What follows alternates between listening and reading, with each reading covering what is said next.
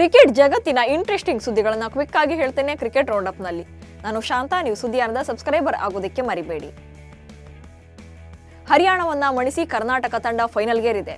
ಹರಿಯಾಣ ನೀಡಿದಂತ 237 ರನ್ಗಳ ಗುರಿ ಬೆನ್ನಟ್ಟಿದಂತ ಕರ್ನಾಟಕ ದೇವದತ್ ಪಡಿಕ್ಕಲ್ 86 ರನ್ ಹಾಗೆ ಸ್ಮರಣ್ ರವಿಚಂದ್ರನ್ 76 ರನ್ಗಳ ನೆರವಿನಿಂದ ಫೈನಲ್ ತಲುಪಿದೆ. ವಿಜಯ್ ಹಜಾರೆ ಟ್ರೋಫಿಯಲ್ಲಿ ಕರ್ನಾಟಕ ಫೈನಲ್ಗೇರಿದ ಸಾಧನೆ ಮಾಡಿರುವುದು ಇದು 5ನೇ ಬಾರಿ ಅನ್ನೋದೇ ವಿಶೇಷ.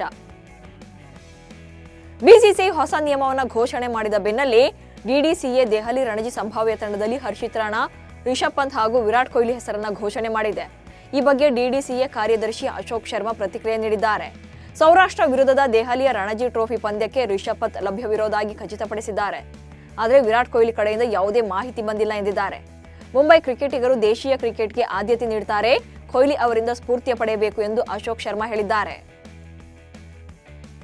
ಆಸೀಸ್ ಸರಣಿ ಮುಗಿದ ಮೇಲೆ ಜಸ್ಪ್ರೀತ್ ಬುಮ್ರಾ ಅವರು ಇಂಜುರಿ ಸಮಸ್ಯೆಯಿಂದ ಬಳಲ್ತಾ ಇದ್ದು ಒಂದೊಂದೇ ಸುದ್ದಿಗಳು ಸ್ಪ್ರೆಡ್ ಆಗ್ತಾ ಇವೆ. ಈ ಬಗ್ಗೆ ಸ್ವತಃ ಬುಮ್ರಾ ಅವರೇ ಪ್ರತಿಕ್ರಿಯೆ ನೀಡಿದ್ದಾರೆ.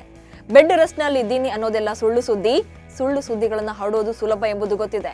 ಆದ್ರೆ ಇದನ್ನ ನೋಡಿ ನನಗೆ ನಗು ಬಂತು ಎಂದು ಬುಮ್ರಾ ತಮ್ಮ ಸಾಮಾಜಿಕ ಖಾತೆಯಲ್ಲಿ ಬರ್ಕೊಂಡಿದ್ದಾರೆ. ಬಾರ್ಡರ್ ಗವಾಸ್ಕರ್ ಟ್ರೋಫಿಯಲ್ಲಿ ಡ್ರೆಸ್ಸಿಂಗ್ ರೂಮ್ ನಿಂದ ಮಾಹಿತಿಯನ್ನ ಸೋರಿಕೆ ಮಾಡಿದ್ದಕ್ಕಾಗಿ ಯುವ ಆಟಗಾರ ಸರ್ಫರಾಜ್ ಖಾನ್ ಅವರ ವಿರುದ್ಧ ಕೋಚ್ ಗೌತಮ್ ಗಂಭೀರ್ ಗರಂ ಆಗಿದ್ದಾರೆ. ಸರ್ಫರಾಜ್ ಖಾನ್ ಆಸ್ಟ್ರೇಲಿಯಾದಲ್ಲಿ ಒಂದೇ ಒಂದು ಟೆಸ್ಟ್ ಆಡಲಿಲ್ಲ. ಆದರೆ ಪಂದ್ಯದ ನಂತರ ಟೀಂ ಇಂಡಿಯಾ ಆಟಗಾರರಿಗೆ ಕ್ಲಾಸ್ ತೆಗೆದುಕೊಂಡಿದ್ದ ಮುಖ್ಯ ಕೋಚ್ ಗೌತಮ್ ಗಂಭೀರ್ ಕೋಪಗೊಂಡಿದ್ದ ವಿಚಾರವನ್ನ ಸರ್ಫರಾಜ್ ಖಾನ್ ಸೋರಿಕೆ ಮಾಡಿದ್ದಾರೆ ಎನ್ನಲಾಗಿದೆ.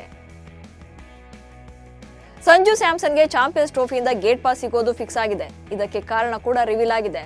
ಸಂಜು ಸ್ಯಾಮ್ಸನ್ ಸದ್ಯ ನಡೀತಾ ಇರುವಂತಹ ವಿಜಯ್ ಹಜಾರೆ ಟ್ರೋಫಿಯಿಂದ ಹೊರಗುಳಿದಿದ್ದಾರೆ. ವೈಯಕ್ತಿಕ ಕಾರಣ ನೀಡಿ ಈ ಟೂರ್ನಿಯಲ್ಲಿ ಆಡ್ತಾ ಇಲ್ಲ. ಇದೇ ಅವರ ಆಯ್ಕೆಗೂ ಕೂಡ ಮುಳುವಾಗಿದೆ ಎನ್ನಲಾಗ್ತಿದೆ. ಭವಿಷ್ಯದ ದೃಷ್ಟಿಯಿಂದ ಧ್ರುವ್ ಜುರೇಲ್ಗೆ ಚಾನ್ಸ್ ಸಿಗುತ್ತೆ ಎನ್ನಲಾಗ್ತಿದೆ. ಬಿಸಿಸಿಐ ಭಾರತ ತಂಡಕ್ಕೆ ಹೊಸ ಬ್ಯಾಟಿಂಗ್ ಕೋಚ್ ಅನ್ನ ಆಯ್ಕೆ ಮಾಡೋಕೆ ಮುಂದಾಗಿದೆ. ಅಲ್ಲದೆ ಚಾಂಪಿಯನ್ಸ್ ಟ್ರೋಫಿಯಲ್ಲಿನ ಪ್ರದರ್ಶನದ ಆಧಾರದ ಮೇಲೆ ಸಿಬ್ಬಂದಿ ವರ್ಗವನ್ನ ಬದಲಾವಣೆ ಮಾಡೋಕ್ಕೂ ಕೂಡ ಚಿಂತನೆ ನಡೆಸಿದೆ.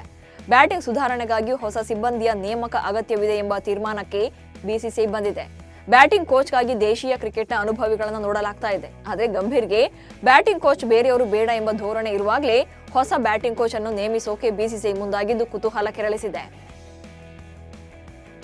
ಆಸ್ಟ್ರೇಲಿಯಾ ವಿರುದ್ಧದ ಸರಣಿ ಸೋಲಿಗೆ ಒಂದೊಂದೇ ಕಾರಣಗಳನ್ನು ಹುಡುಕ್ತಾ ಇದೆ ಬಿಸಿಸಿಐ. ವರದಿಯೊಂದರ ಪ್ರಕಾರ ಬೌಲಿಂಗ್ ಕೋಚ್ ಮಾರ್ನೆ ಮಾರ್ಕೆಲ್ ವೈಯಕ್ತಿಕ ಭೇಟಿಗಳ ಹಿನ್ನೆಲೆಯಲ್ಲಿ ನೆಟ್ ಪ್ರಾಕ್ಟೀಸ್ಗಳಿಗೆ ಬಹಳ ತಡವಾಗಿ ಬರ್ತಾ ಇದ್ರು. ಗೌತಮ್ ಗಂಭೀರ್ ಬಹಳ ಶಿಸ್ತುಬದ್ಧ ವ್ಯಕ್ತಿ. ಅವರು ಈ ಕಾರಣಕ್ಕಾಗಿ ಮಾರ್ಕೆಲ್ ಅವರನ್ನ ಮೈದಾನದಲ್ಲೇ ಖಂಡಿಸಿದ್ರು. ಪ್ರವಾಸದುದ್ದಕ್ಕೂ ಕೂಡ ಮಾರ್ನೆ ಮಾರ್ಕೆಲ್ ಅವರು ತಮ್ಮದೇ ಪ್ರಪಂಚದಲ್ಲಿ ಇರ್ತಾ ಇದ್ರು. ಹೀಗಾಗಿ ಕೋಚ್ಗಳ ಮಧ್ಯೆಯೇ ಅಂಡರ್ಸ್ಟ್ಯಾಂಡಿಂಗ್ ಇರಲಿಲ್ಲ. ಇದು ತಂಡದ ಪ್ರದರ್ಶನದ ಮೇಲೂ ಕೂಡ ಪರಿಣಾಮ ಬೀರಿದೆ ಎನ್ನಲಾಗಿದೆ.